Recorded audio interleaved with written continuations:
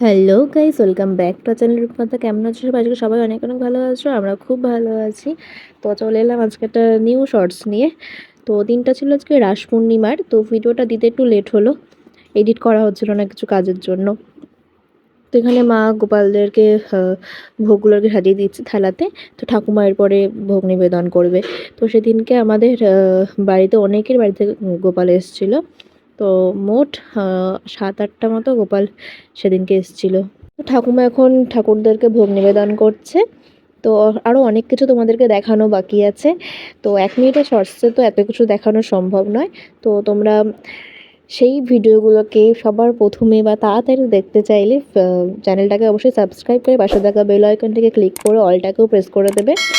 আর ভিডিওটি ভালো লাগলে অবশ্যই লাইক কমেন্ট শেয়ার করে দিও। তো ঠাকুরদের ভোগ নিবেদন হয়ে যাওয়ার পরে আমরাও সবাই খেতে বসে পড়েছিলাম। দেখা হচ্ছে নেক্সট পার্টে।